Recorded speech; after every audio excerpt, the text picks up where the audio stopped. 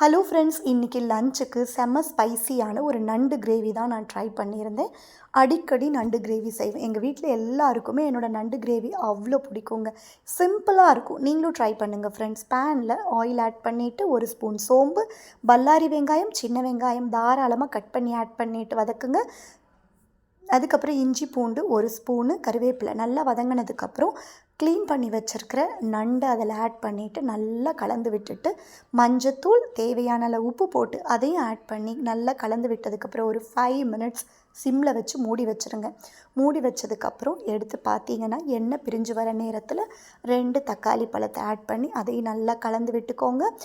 அவங்கவுங்க காரத்துக்கு ஏற்ற மாதிரி மிளகாய் தூளை ஆட் பண்ணிக்கோங்க. கண்டிப்பாக கொஞ்சோண்டு காஷ்மீரி மிளகாய் தூள் ஆட் பண்ணுங்கள், கலர் கொடுக்கும். தேங்காய் அரைச்சி ஊற்றணும். தேங்காயில் அரைமுடி தேங்காயில் சீரகம், சோம்பு, மிளகு ஒவ்வொரு ஸ்பூன் ஆட் பண்ணி அதில் அரைச்சி ஊற்றிட்டு அதுக்கப்புறம் அப்படியே ஒரு 10 மினிட்ஸ் சிம்மில் வச்சு இறக்குனீங்கன்னா இங்கே பாருங்கள் எவ்வளோ டேஸ்டியான நண்டு கிரேவி. இந்த வீடியோ உங்களுக்கு பிடிச்சிருந்தா லைக் பண்ணுங்கள், சப்ஸ்கிரைப் பண்ணுங்கள் அண்ட் ஷேர் பண்ணுங்கள். மறக்காமல் ட்ரை பண்ணுங்கள். தேங்க்யூ.